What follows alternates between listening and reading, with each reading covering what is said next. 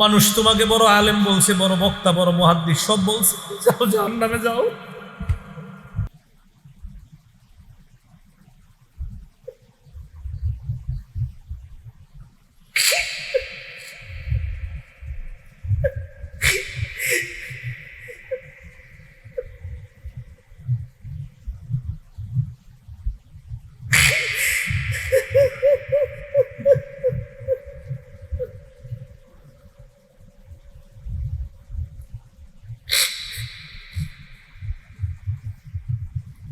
এরপর ডাকবে রজুলুন কুতিলা ফি সাবিলিল্লাহ, যেই ব্যক্তি আল্লাহর রাস্তায় শহীদ হয়েছে এমন বান্দাকে ডাকবে। এরপর ডাকবে রজুলুন কাসীরুল মাল, সম্পদশালীকে আল্লাহ ডাকবে। প্রথমে আলেমকে আল্লাহ বলবে আলাম উআল্লিমকা মা আনজালতু আলা রাসূলি, আমি কি তোমাকে এমন বিদ্যা শিক্ষা দেই নাই যে বিদ্যা আমি আমার নবীর উপর নাজিল করেছিলাম। ফামা আলিমতা ফামা আমিলতা ফিমা উল্লিমতা, তোমাকে যে বিদ্যা শিখানো হয়েছে কি আমল তুমি করেছো বলো। আলেম জবাব দিবে আকুমু বিহি আনা আল-লাইলি ওয়া আনা আন-নাহার, আমি সকাল সন্ধ্যা আমল করছি, মানুষকে শিখাইছি। আল্লাহ বলবে কাযাবতা, তুমি মিথ্যা বলছো। ওয়া তাকুলুল মালাইকাতু কাযাবতা, ফেরেশতারাও সাথে সাথে বলবে তুমি মিথ্যা বলছো। আলেমকে আল্লাহ বলবে তুমি মিথ্যা বলছো, ফেরেশতারা বলবে তুমি মিথ্যা বলছো।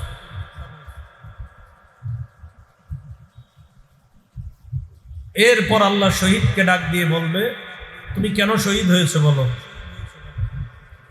শহীদ বলবে আল্লাহ আপনারই খুশি করার জন্য শহীদ হয়েছে। আল্লাহ বলবে এই কারণে না। আলেমকে আল্লাহ বলবে প্রথমে, এরপরে শহীদ। প্রথমে আলেমকেও বলবে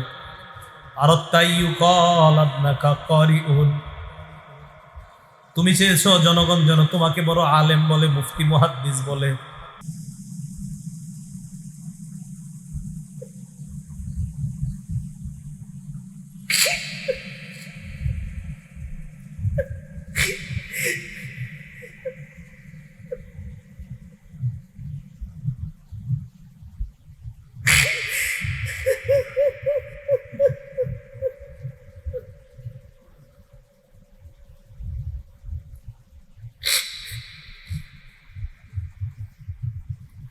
মানুষ তোমাকে বড় আলেম বলছে, বড় বক্তা, বড় মুহাদ্দিস সব বলছে, যাও জাহান্নামে যাও।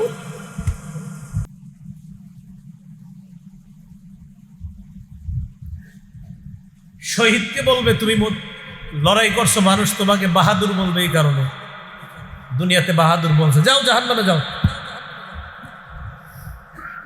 দাতাকে বলবে তুমি যেন বড় দাতা, এটা বলার জন্য তুমি দুনিয়াতে দান করছো, জাহান্নামে যাও। হাদিসে নবীজি বলছেন উলাইকা সালাসাতু তুসারু বিহিমুন নার আউয়ালু মান তুসারু বিহিমুন নার, এই তিনজনকে দিয়ে জাহান্নাম জ্বালাবে আল্লাহ। তিরমিজি শরীফের 810 নম্বর হাদিস, ক্বালা রাসূলুল্লাহ সাল্লাল্লাহু আলাইহি ওয়াসাল্লাম তাবিউ বাইনাল হজ্জ ওয়াল উমরা, আল্লাহর নবী কয় তোমরা হজ উমরা করো একসাথে। ফাইন্নাহুমা ইয়ানফিয়ানিল ফাকরা ওয়াজ যুনুব কামা ইয়ানফিল কিরু খাবাসাল হাদিদ ওয়াজ যাহাবি ওয়াল ফিদ্দা, হাপরের আগুনের মধ্যে স্বর্ণ রূপা যেইভাবে এটাকে শুদ্ধ করা হয়, পরিশুদ্ধ করা হয়, স্বর্ণ আর রূপা যেইভাবে ময়লা দূর করে এটাকে সংশোধন করা হয়, হজে আর উমরা আদায় করার পর তোমাদের দারিদ্রতা দূর হয়, তোমাদের গুনাহগুলা ধুয়ে মুছে আল্লাহ সাফ করে দেয়। দারিদ্রতা দূর করে কে? বলেন কে দূর করে? আল্লাহ। ঋণ টিন না থাকলে ইনশাআল্লাহ, টাকা হইলে হজে যাব ইনশাআল্লাহ। ঠিক আছে তো ইনশাআল্লাহ হয়ে যাবে ইনশাআল্লাহ। আল্লাহ তৌফিক দান করে। রাসূল আকরাম সাল্লাল্লাহু আলাইহি সাল্লাম বললেন তোমরা হজ করলে আল্লাহ তোমাদেরকে ধনী বানিয়ে দিবেন। হজ করলে আল্লাহ কি বানাবেন? ধনী বানাবেন। বিশ্বাস হয়তো সবার। হজে যাওয়ার সময় যদি আপনি টাকা পয়সা খরচ করে রওনা করলেন, যদি মারা যান, প্রতিমধ্যে মারা গেছেন, আমি যে মসজিদে তাফসীর করি ওই মসজিদের সভাপতি সাহেব হজে গিয়া আপনার সৌদি আরব গিয়া মারা গেছে, সৌদি আরব গিয়া মারা গেছে।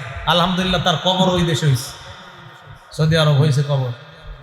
ক্বালা রাসূলুল্লাহ সাল্লাল্লাহু আলাইহি ওয়াসাল্লাম বাইহাকি শরীফ নামে একটা কিতাব আছে শুআবুল ঈমান 4100 নম্বর হাদিস। নবীজি বলেন মান খরাজা হাজ্জান ফামাতা, কোন ব্যক্তি যদি হজের নিয়তে বের হয়, ফামাতা, বের হওয়ার পর মারা যায়, ফাজরুহু আজরুল হাজ্জ ইলা ইয়াউমিল কিয়ামা, আল্লাহ তার আমলনামায় কিয়ামত পর্যন্ত হজের সওয়াব লিপিবদ্ধ করে দেয়। ওয়ামান খরাজা মুতামিরান ফামাতা, উমরা করার জন্য বের হইছে, আগামী রমজানে উমরা বের হইছে, নিয়ত করছেন, রমজানে কেন উমরা করবেন? ক্বালা রাসূলুল্লাহ সাল্লাল্লাহু আলাইহি ওয়াসাল্লাম উমরাতুন ফি রমাদান কাহাজ্জাতিন মাই, আল্লাহ নবী কয় রমজান মাসে যে ব্যক্তি উমরা করবে সে যেন আমার সাথে হজ করছে। বুঝাইতে পারিনি, নবীজি কি বললেন? উমরাতুন ফি রমাদান কাহাজ্জাতিন মাই, রমজান মাসে কেউ উমরা করলে আমার সাথে হজ করার সওয়াব। এই জন্য বললাম রমজানে উমরার নিয়ত করেন। তো রমজানে যদি উমরায় যান, যাওয়ার পর ফামাতা, প্রতিমধ্যে যদি মারা যান, ফাজরুহু আজরুল মুতামিরি ইলা ইয়াউমিল কিয়ামা, কিয়ামত পর্যন্ত উমরা আদায়কারীর সওয়াব আল্লাহ আপনাকে দিবেন। ওমান খরাজা গাজিয়ান ফি সাবিলিল্লাহ, কোন ব্যক্তি যদি জিহাদের ময়দানে রওনা করে, করার পর প্রতিমধ্যে মারা যায়, নিয়ত আসেনি?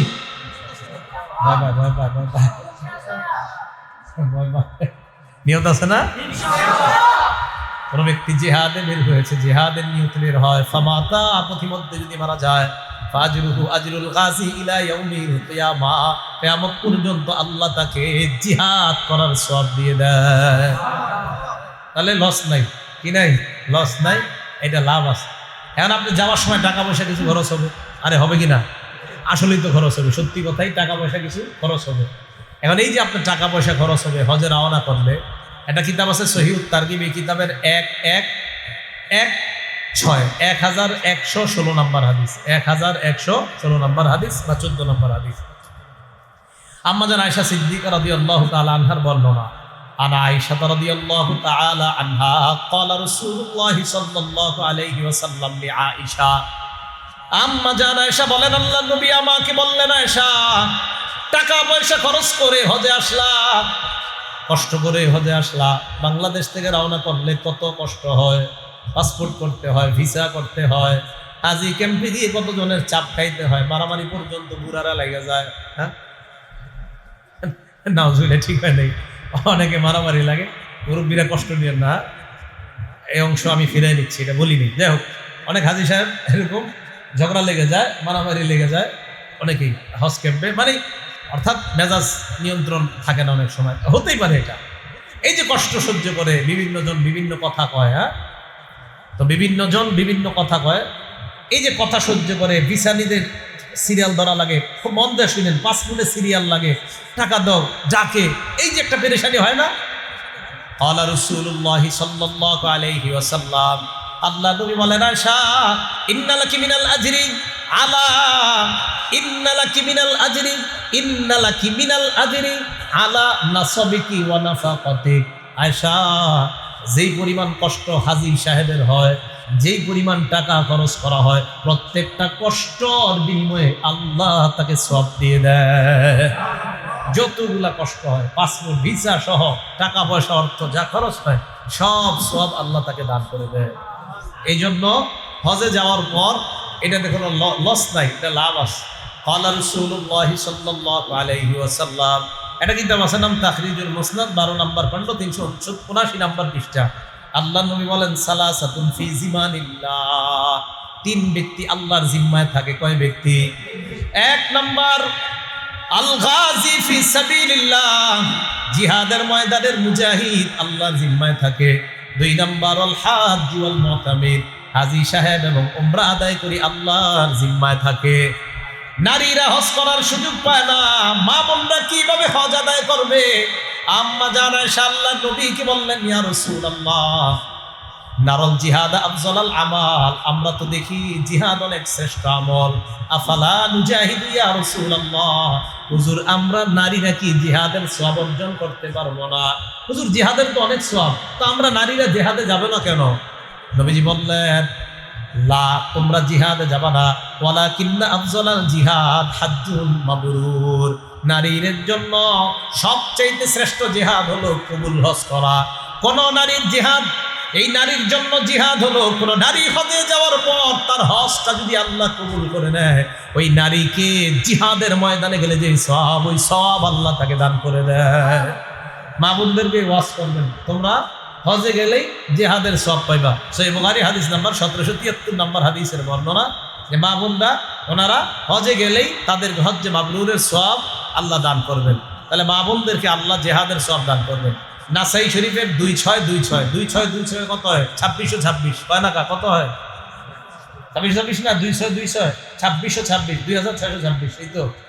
ক্বালা রাসূলুল্লাহ সাল্লাল্লাহু আলাইহি ওয়াসাল্লাম, আল্লাহ নবী বলেন জিহাদুল কাবীর ওয়াস সাগীর ওয়াদ দাঈফ ওয়াল মারআ আল হজ্জ ওয়াল উমরা।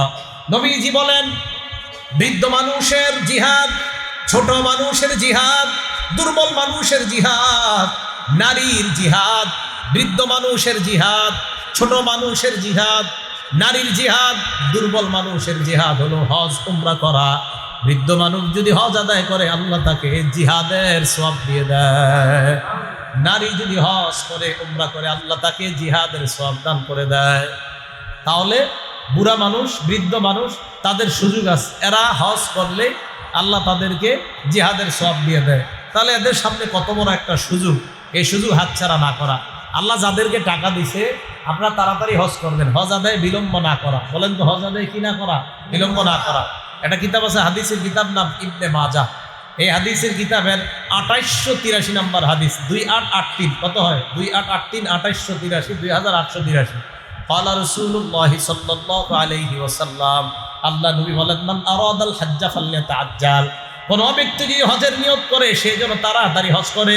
ফাইন্নাহু ক্বাদ ইয়ামরাজুল মারিস, কখনো মানুষ অসুস্থ হয়ে যায়।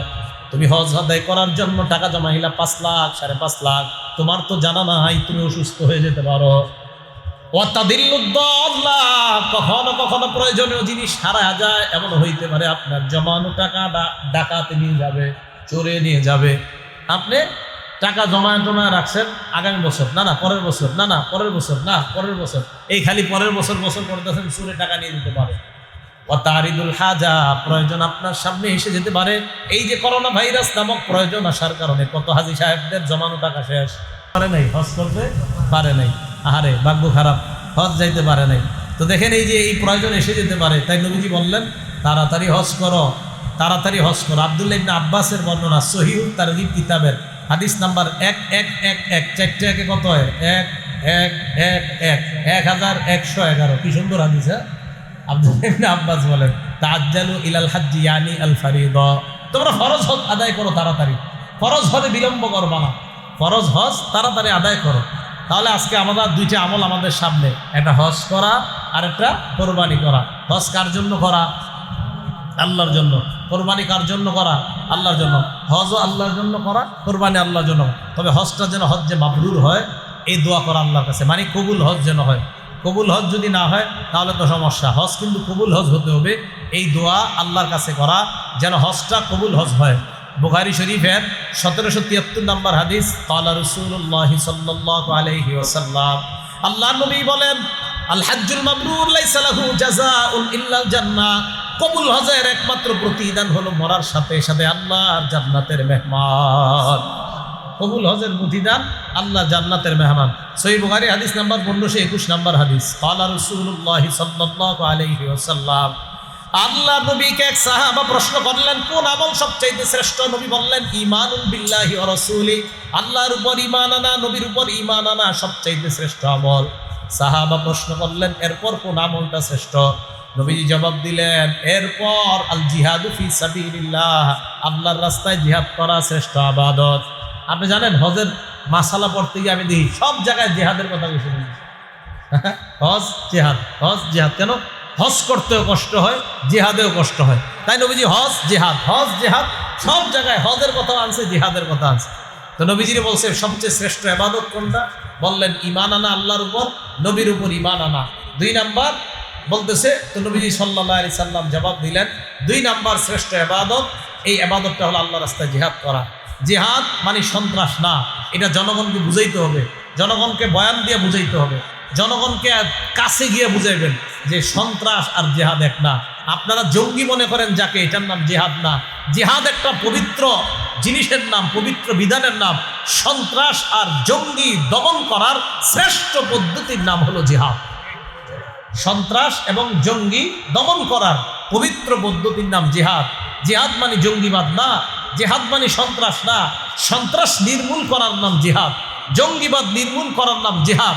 অবৈধভাবে অন্যায়ভাবে কোনো মুসলমানের উপর, কোনো মানুষের উপর আক্রমণ করা, এই আক্রমণ যেন না হয় এটাকে প্রতিহত করার নাম জিহাদ। ইতিহাস জনগণকে বলবেন 13 বছর মুসলমানরা শুধু আক্রমণ সহ্য করছে। এরপরে আল্লাহ পাক রব্বুল আলামিন বলছে এবার আর সহ্য না, এবার প্রতিহত করেন।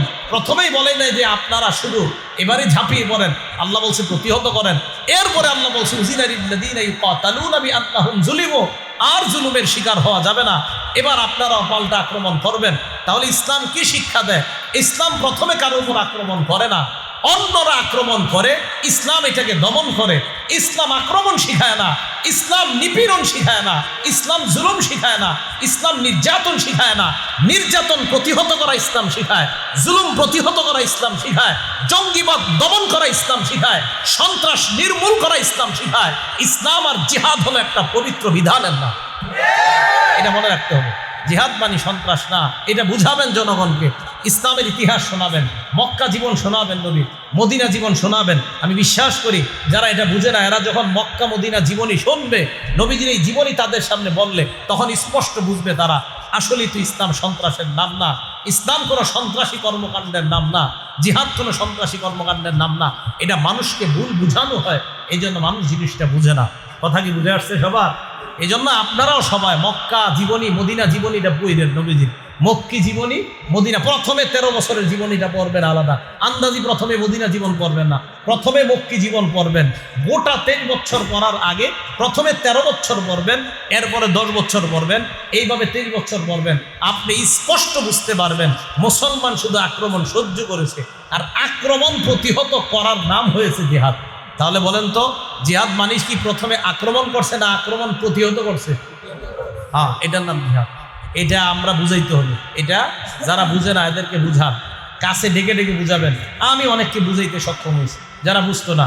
বুঝানোর পর এদেরকে বই দিছি ধরে ধরে, এই বই পড়েন, পড়ার পর ক্লিয়ার হবে জিহাদ কাকে বলে, সন্ত্রাস কাকে বলে। তখন ওই বই পড়ার পর তাদের কাছে স্পষ্ট হয়েছে জিহাদ হলো পবিত্র বিধান, সন্ত্রাস হলো আবু জাহেলের নাম।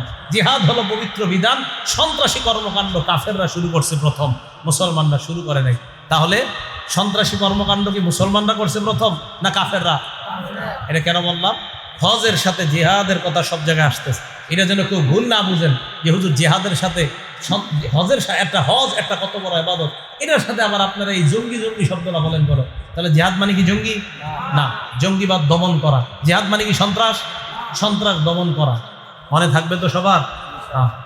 আমি আমাদের বাংলাদেশের কোনো একটা সাইনবোর্ডের মধ্যে লেখা দেখছি, কোথায় মনে নাই, হাঁটতে হাঁটতে, যে জিহাদ আর সন্ত্রাস এক না। কি লেখা আছে ওখানে? জিহাদ আর সন্ত্রাস এক না। লেখাটা দেখে আমার খুব ভালো লাগছে যে হ্যাঁ, এই সত্যি কথা লাগছে। এটা আমাদের দেশের কোনো একটা ফোর্স, কোনো এক বাহিনী লিখে রাখছে জিহাদ আর সন্ত্রাস এক না। ওনারা লিখে রাখছে, কোনো একটা বাহিনী সম্ভবত সরকারি, ওনারা লিখে রাখছে। এইটা একদম সত্য কথা, জিহাদ সন্ত্রাস এক না। তাহলে এটা বুঝাইতে হবে জনগণকে, জিহাদ ভাই একটা পবিত্র বিধানের নাম, এটা সন্ত্রাস না। আপনার আব্বাকে বুঝাইবেন, আপনার আম্মাকে বুঝাইবেন, আপনার যেই ভাইটা কলেজ ভার্সিটিতে পড়ে তারে বুঝাইবেন। বলবেন 13 বছরের নবীর জীবনীটা পড়েন, এরপরে 10 বছরের জীবনী পড়েন। ইনশাল্লাহ সবার সামনে ক্লিয়ার হবে জিহাদ কাকে বলে, সন্ত্রাস কাকে বলে। কি মনে থাকবে তো সবার ইনশাল্লাহ? নবীজির জীবনীটা সবাই পড়বেন তো ইনশাল্লাহ? ঘরে ঘরে সবাই নবীর জীবনীটা পড়া দরকার। আমার বয়ানও আছে সিরাত সিরিজের উপর। সিরাত মানে নবীর জীবনীর উপর লম্বা আলোচনা আছে, সম্ভবত 14-15 সিরিজে বয়ান আছে। সিরাত আল মুস্তাকিম চ্যানেলের মধ্যে আছে হয়তো, তো ওখানে পাওয়া যায় একদম নবীজির জন্ম থেকে নিয়ে আস্তে আস্তে কিভাবে এইভাবে একের পরে এক গিয়েছে, এইভাবে আলোচনাগুলা আছে, সম্ভবত পাওয়া যাবে। এখন আছে কিনা আমি জানি না, থাকলে তো ভালো কথা, না থাকলে নাই। না থাকলে আবার কখনো করলে শুনে নেবেন জিহাদ আর সন্ত্রাস কি এক কিনা। খায়ের বলতেছিলাম যে সব জায়গায় হজের সাথে জিহাদ, হজের সাথে জিহাদ। তো রসুল আকরাম সাল্লাল্লাহু আলাইহি সাল্লাম বললেন 2 নাম্বার আল্লাহর কাছে প্রিয় আমল জিহাদ করা। পরে প্রশ্ন করলো হুজুর এরপর সবচেয়ে শ্রেষ্ঠ আমল কোনটা? নবীজি বললেন হাজ্জুল মাবরুর, হজ্জে মাবরুর, কবুল হজ করা। এই কবুল হজ হলো এরপরে সবচাইতে শ্রেষ্ঠ ইবাদত।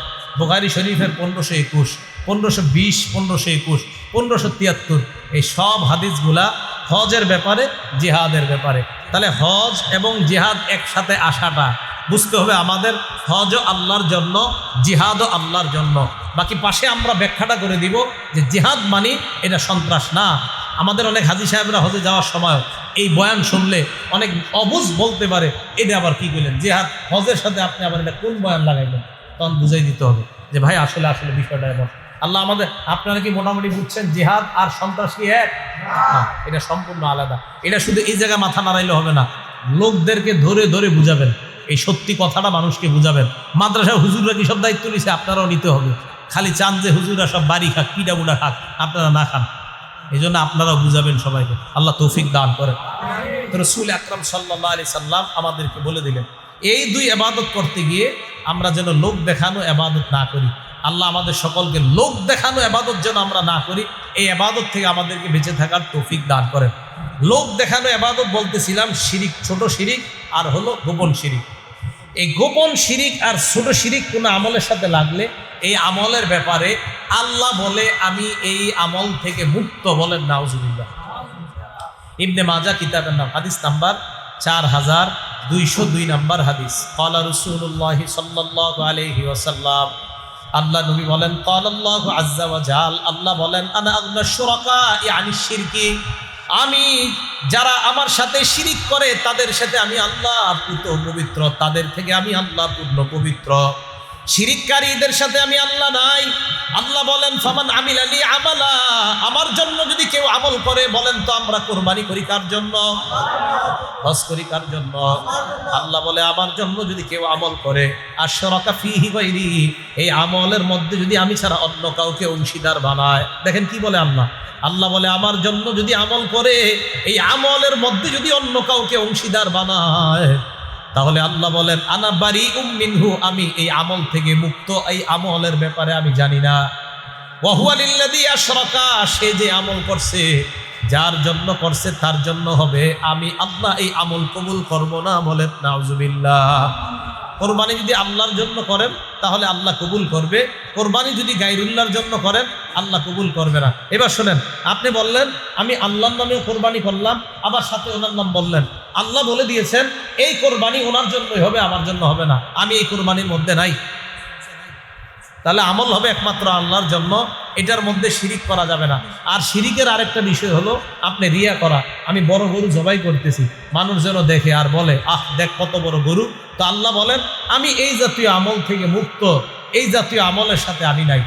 এবার আরেকটা হাদিস শোনেন, কিয়ামতের ময়দানে বিভীষিকাময় মুহূর্তে, ইবনে মাজাহ হাদিসের কিতাবের নাম 4203 নাম্বার হাদিস। এই হাদিসের কিতাবের মধ্যে আসছে ক্বালা রাসূলুল্লাহ সাল্লাল্লাহু আলাইহি ওয়াসাল্লাম, আল্লাহ নবী বলেন ইদা জামা আল্লাহুল আউয়ালিন ওয়াল আখিরিন, আল্লাহ পাক রব্বুল আলামিন কিয়ামতের ময়দানে পূর্বাপর সকলকে যখন একত্রিত করবে, করার পর নাদা মুনাদিন, একজন আহ্বানকারী ঘোষণা করবে কিয়ামতের ময়দানে, ঘোষণা করে বলবে শোনো, ফামান আশরাকা ফি আমালিন আমিলাহু লিল্লাহ। দেখেন কি কয়, কোনো ব্যক্তি এমন আমল করছে যে আমলটা আল্লাহর জন্য করছে, তবে করার সময় আমলের মধ্যে শিরিক করছে, রিয়া করছে, ওই ব্যক্তি বলবে কিয়ামতের ময়দানে শোনো তোমরা, ফাল্লাতুম সাওয়াবাহু মিন ইনদি গায়রিল্লাহ, যাদেরকে দেখানোর জন্য তুমি আমলটা করছো তাদের কাছে সওয়াব চাও, তাদের কাছে সওয়াব তালাশ করো, আল্লাহ তোমাদেরকে সওয়াব দিবে না। তোমরা যাদেরকে দেখানোর জন্য ইবাদত করছিলা তাদের কাছে সওয়াব তালাশ করো, আল্লাহ তোমাদেরকে সওয়াব দিবে না। তো বলবে ফাল্লাতুম সাওয়াবাহু মিন ইনদি গায়রিল্লাহ, সেজন্য আল্লাহ ছাড়া অন্য কারো কাছে সওয়াব তালাশ করে। কেউ যদি কোরবানি আল্লাহ ছাড়া অন্য কারো জন্য করে, ইবাদত যদি আল্লাহ ছাড়া অন্য কারো জন্য করে, তো কিয়ামতের ময়দানে এই ব্যক্তি আল্লাহ পাক রব্বুল আলামিন তার ব্যাপারে আল্লাহর একজন ফেরেশতা বলবে যে আল্লাহর কাছ থেকে আজকে সওয়াব চেও না, অন্য কারো কাছে সওয়াব চাও। তিরমিজি শরীফের 2383 নাম্বার হাদিসের বর্ণনা, রিয়াকারীর আমল যে আল্লাহ কবুল করে না। এই জায়গায় হেফজখানার ছাত্র কারা কারা? হ্যাঁ, এই হাত তোলো তো, মাশাআল্লাহ, হাত নামাও। তোমরা হাফেজ হইতেছো এই নিয়তে? হ্যাঁ ইনশাল্লাহ তারাবি পড়ায়া টাকা টুকা পাইবা, এই জাতীয় কোনো নিয়ত নাই তো কারো? হ্যাঁ, এই জাতীয় কোনো নিয়ত করা যাবে না যে হাফেজ হওয়ার পর ফতুয়া আমি দিচ্ছি না। ফতুয়া কি এটা নুরিয়া মাদ্রাসার ফতুয়া বিভাগ দিবে? হ্যাঁ, লালবাগ মাদ্রাসার ফতুয়া বিভাগ দিবে, ডাইরেক্ট সরাসরি তারাবি পড়ায়া টাকা নেওয়া জায়েজ না জায়েজ এটা ফতুয়া বিভাগ দিবে, ফতুয়া। বাকি আমি বলছি এই জাতীয় নিয়ত যেন না হয় যে আমি বড় হইলে তারাবি পড়াবো, হাফেজ হইছি একজন, মার্শাল্লাহ ভালো হাফেজ, তো আমি এরকম টাকা নিয়ে যদি তারাবি পড়াইতে হয় তো কম টাকা নিয়ে দরকার কি, সিলেট চট্টগ্রাম চলে যাইবা 1.5 লাখ 2 লাখ দিয়ে দেয়, আমি মনে করি আর কি। নিলে কম কেন, 20-30 নিয়ে লাভ আছে, নিলে বেশি। আচ্ছা যাই হোক, আমি যেটা বুঝাইতে চাইছি, বাপ মা যারা আছেন এই নিয়ত যেন না থাকে ছেলেটা হাফেজ বানাইলাম যে তারাই পড়াবে কিছু আসবে, এই নিয়ত বাপ মারও যেন না থাকে। হাফেজ যারা হইতেছ তোমাদেরও যেন এই নিয়ত না থাকে, অন্তত রমজান মাস আসলেও তো পকেটটা ভারী হবে, এই নিয়ত যেন না থাকে। কেন থাকবে না? এই নিয়ত থাকলে সমস্যা আছে। 1 2 হাফেজ যারা হইতেছে এই নিয়ত যেন না থাকে আমি ইন্টারন্যাশনাল হাফেজ হব, এটা ভালো কথা, ইন্টারন্যাশনাল হাফেজ হওয়া ভালো কথা। হওয়ার পর আমাকে জনগণ চিনবে, জানবে আর বলবে আহ অমুকে অত বড় হাফেজ, এই নিয়ত হইলে সমস্যা। আন্তর্জাতিক হাফেজ ভালো, মাশাআল্লাহ, এটা হওয়া দরকার, এটা হলে ভালো, খারাপ না। যদি কেউ ভালো পর্যায়ে যায়, ভালো প্রতিযোগিতা হয়, আমাদের দেশে মাশাআল্লাহ ছেলেরা প্রতিযোগিতা করতে ভালো, কিন্তু এই নিয়ত যেন না হয় আহ আমি বড় হাফেজ হব, আমাকে সবাই দেখবে, বাহবা দিবে, এটা যেন না হয়। তিরমিজি শরীফের 2383 নম্বর হাদিস, 2383 মনে রাখবা। ক্বালা রাসূলুল্লাহ সাল্লাল্লাহু আলাইহি ওয়াসাল্লাম, আল্লাহ নবী বলেন তাআওয়াযু মিন হুব্বিল হাযান বা মিন হুব্বিল হুজুন। নবীজি বলেন তোমরা হুব্বুল হাযান থেকে বিরত হও, তোমরা হুব্বুল হাযান থেকে আল্লাহর কাছে পানাহ চাও। হাফেজ সাহেবরা বলো তো জোরে, কি হুব্বুল হাযান? বলো হুব্বুল, সবাই বলো হুব্বুল হাযান। এবার সবাই বলেন হুব্বুল হাযান। হ্যাঁ, মাদ্রাসার হেফজখানা হুজুররা ছাত্রদেরকে ডেলি এটা পড়াইবেন, এই তোমরা হুব্বুল হাযান থেকে পানাহ চাও। তো সাহাবারা বললেন ইয়া রাসূলুল্লাহ ওয়া মা হুব্বুল হাযান ওয়া মা হুব্বুল হুজুন, হুব্বুল হাযান কি হুজুর আপনার কাছে জানতে চাই। আল্লাহ নবী বলেন ওয়াদিন ফি জাহান্নাম, হুব্বুল হাযান হলো জাহান্নামের একটা এলাকার নাম, জাহান্নামের একটা এলাকার নাম। তাতাআওয়াযু মিনহু জাহান্নামু কুল্লা ইয়াউমিন মিআতা মাররা, জাহান্নাম এই এলাকা থেকে আল্লাহর কাছে দৈনিক 100 বার পানাহ চায়। কার এলাকা? জোরে বলেন কার এলাকা? জাহান্নাম, জাহান্নামের নিজের এলাকা থেকে আল্লাহর কাছে, আল্লাহ তোমার কাছে পানাহ চাই, পানাহ চাই দৈনিক কয়বার কয়? ওর ঘর, ওই থেকে আল্লাহর কাছে পানাহ চাই দৈনিক 100 বার, নিজের ঘর থেকে। জাহান্নাম তারই একটা ঘর, হুব্বুল হাযান বা হুব্বুল হুজুন। ইবনে মাজাহ হুব্বুল হুজুন, তিরমিজিতে হুব্বুল হাযান।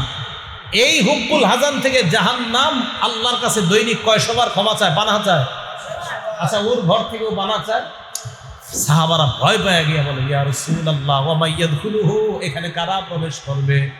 নবীজি জবাব দিলেন আল কুররা, কারি সাহেবরা, কোরআন পড়নেওয়ালারা, তারা। হ্যাঁ, কোরআন পড়নেওয়ালারা। আল মুরাউনা বিআমালিহিম, যারা তাদের কর্ম মানুষকে দেখায়। কর্ম দেখানোর নিয়ত থাকা যাবে না। হ্যাঁ, কর্ম দেখানোর নিয়ত থাকা যাবে না। আমরা যারা আলোচনা করি বক্তা, হ্যাঁ, এই যে আমি নিজেও, খবর আছে, ভয়ঙ্কর খবর আছে। কি খবর আছে? তিরমিজি শরীফের 2382 নাম্বার হাদিস, 2382 নাম্বার হাদিসে কি কয় দেখেন।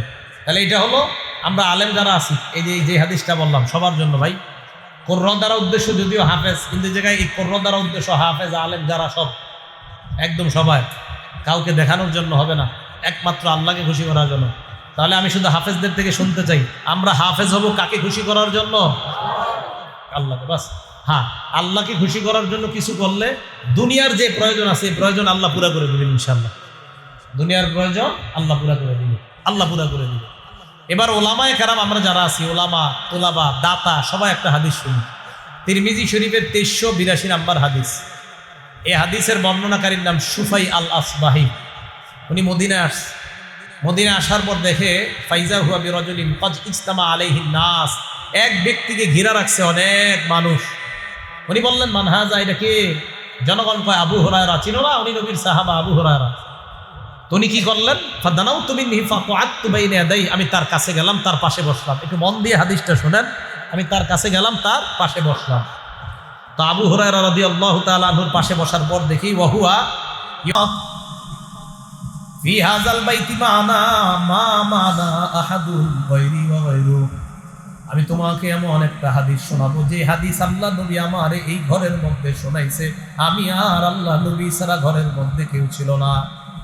সুম্মা নাশাগা আবু হুরায়রা নাশরাতান উখরা, আবু হুরায়রা আবার বেহুশ হয়ে গেছে। কয়বার হাদিস কয় না। আবু হুরায়রা বলেন লা উহাদ্দিসান্নাকা হাদিসা, আমি তোমাকে এমন একটা হাদিস শোনাবো, হাদ্দাসানিহি রাসূলুল্লাহ ফি হাযাল বাইত মা মা'না আহাদুন গায়রি ওয়া গায়রু, আমি আর নবী ছাড়া এই ঘরে কেউ ছিলাম না। এই কথা বলার পর আবু হুরায়রা আবার বেহুশ হয়ে গেছে। কি এমন হাদিস যে হাদিস বলতে পারে না। আবু হুরায়রা রাদিয়াল্লাহু তাআলা আবার বলে, আমি তোমাকে এমন একটা হাদিস শোনাবো, নবীজি এই ঘরে এই জায়গায় বসে হাদিসটা আমাকে শোনাইছে, আমি আর আল্লাহ নবী ছাড়া কেউ শুনে নাই। হাদিসটা আমি শুনছি, বুঝছি, আবার ভালোভাবে অনুধাবন করছি। আবার আবু হুরায়রা বেহুশ হয়ে গেছে 4 বার। আবার হুশ ফিরে আসার পর ফালাম্মা মাররা খাররান আলা ওয়াজহি মালা খাররান আলা ওয়াজহি, আবু হুরায়রা মাটির মধ্যে পড়ে যাওয়ার উপক্রম, আসনাতুহু আলাইয়া, আমি আবু হুরায়রার শরীরটা আমার শরীরের সাথে লাগাইলাম, দীর্ঘ সময় পর্যন্ত আমি তাকে এইভাবে আটকায় রাখলাম। হুশ ফিরে আসার পর আবু হুরায়রা বললেন, ইন্নাল্লাহা ইযা কানা ইয়াউমুল কিয়ামা ইয়ানজিলু ইলাল ইবাদ, কিয়ামতের ময়দানে আল্লাহ বান্দাদের সামনে আসবেন, লিয়াকজিয়া বাইনাহুম, বান্দাদের মাঝে বিচার করবে। আউয়ালু মান ইয়াদউ বিহি রাজুলুন তাআল্লামাল ইলমা, সর্বপ্রথম আল্লাহ এমন বান্দাকে ডাকবে যেই বান্দা ইলম শিখছে।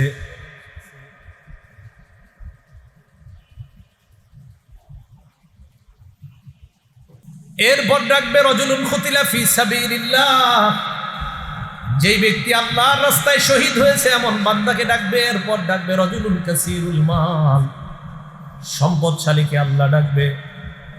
প্রথমে আলেমকে আল্লাহ বলবে, আলাম উআল্লিমকা মা আনজালতু আলা রাসূলি, আমি কি তোমাকে এমন বিদ্যা শিক্ষা দেই নাই যে বিদ্যা আমি আমার নবীর উপর নাজিল করেছিলাম। ফামা আলিমতা ফি ফামা আমিলতা ফি মা উল্লিমতা, তোমাকে যে বিদ্যা শিখানো হয়েছে কি আমল তুমি করেছো বলো।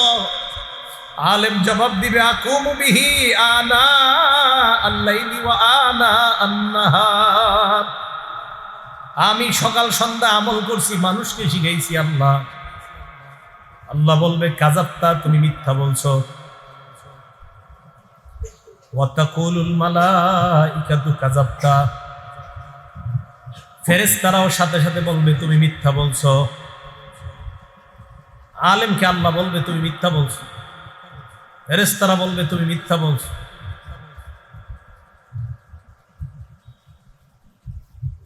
এরপর আল্লাহ শহীদকে ডাক দিয়ে বলবে, তুমি কেন শহীদ হয়েছে বলো।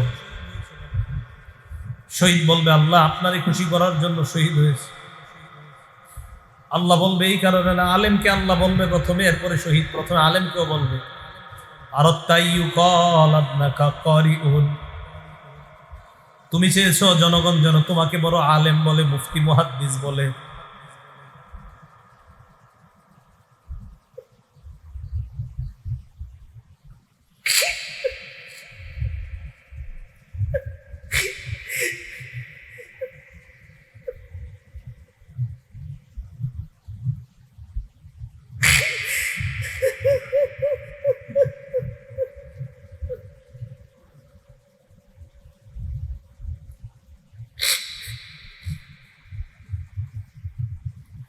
মানুষ তোমাকে বড় আলেম বলছে, বড় বক্তা, বড় মুহাদ্দিস, সব বলছে, যাও জাহান্নামে যাও।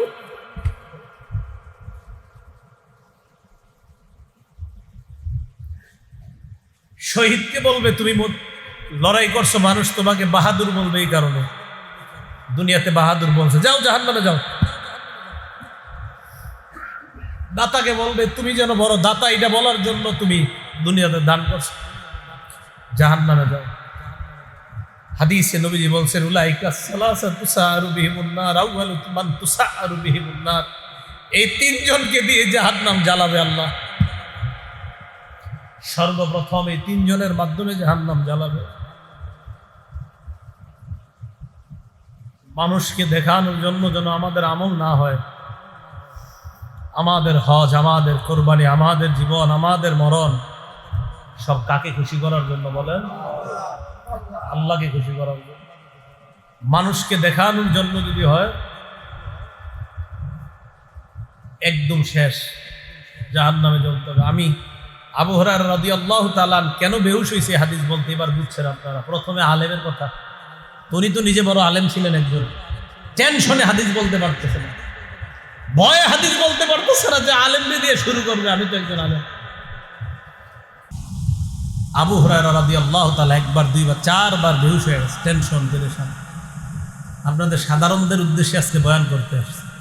শেষের দিকে কি এক হাদিস মাথায় আসে, এই হাদিস যখন মাথায় আসে তখন আর আপনাদেরকে বয়ান করতে মন চায় না, তখন মন চায় শুধু নিজেরে, আমরা হুজুর যারা আমাদেরকে বয়ান করি, আমরা সাধারণ পাবলিক আপনাদের কি বয়ান করব। বুঝাইতে চাইলাম কোরবানি তো সবাই করি ভাই, কাউরে দেখানোর জন্য কোনো আমল করেন না, নামাজও কাউরে দেখানোর জন্য করবেন না, হজ কাউকে দেখানোর জন্য না। তাহলে আজকে থেকে আমি আপনি আমরা সবাই সিদ্ধান্ত, কি আলেম আর কি আপনারা, আমরা সবার সিদ্ধান্ত আমাদের ছোট বড় সব আমল কার জন্য হবে? আল্লাহর জন্য। আমরা সব আমল আল্লাহর জন্য কি করবো তো ইনশাআল্লাহ।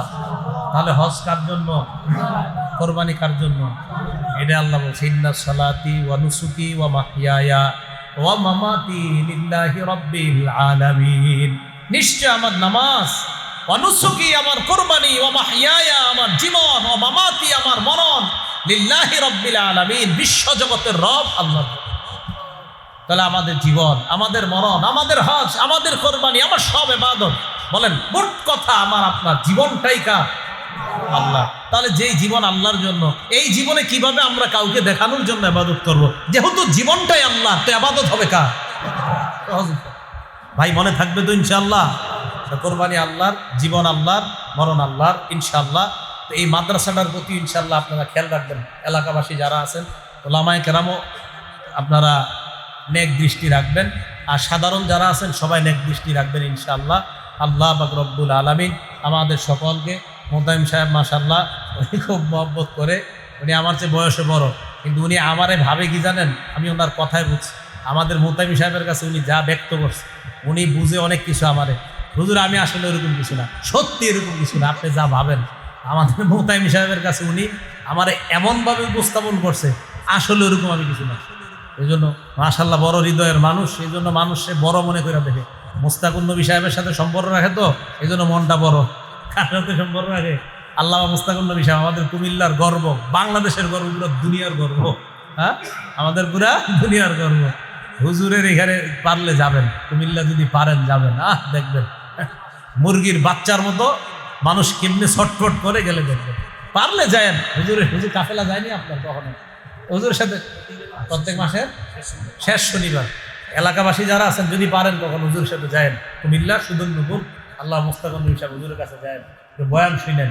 একদিন যাই একটু খালি দেখার নিয়তে যায়েন, শোনার নিয়ত, দেখবেন কত বড় বড় মানুষরা গাড়ি নিয়া, কত পরিমাণ, কি পরিমাণ গাড়ি নিয়া, প্রাইভেট কার নিয়া, বাজারও নিয়া মানুষ ওই জায়গায় বসে রয়েছে।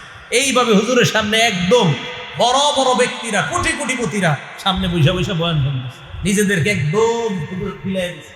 হ্যাঁ, হুজুর কাফেলা নিয়ে যায়, মনে যায় হুজুর কাফেলা যায় না, কাফেলা নিয়ে যখন যায় এলাকাবাসী যারা আছেন যোগাযোগ করলেন, হুজুর আমরাও যাব, কিভাবে যাইতে হয়, বাস ভাড়া করা লাগে, কি লাগে, আমরাও যাব ইনশাল্লাহ। যায় প্রত্যেক মাসের শেষ শনিবার। তো ইনশাল্লাহ আমিও দাওয়াত দিয়ে দিলাম, আমিও ইনশাল্লাহ সুযোগ করবো, হুজুরের কাছে যাওয়ার খুব শখ। আমি চান্দিনা বাড়ি, এরপরে এখনো যাইতে পারতেছি না, যাবো ইনশাল্লাহ।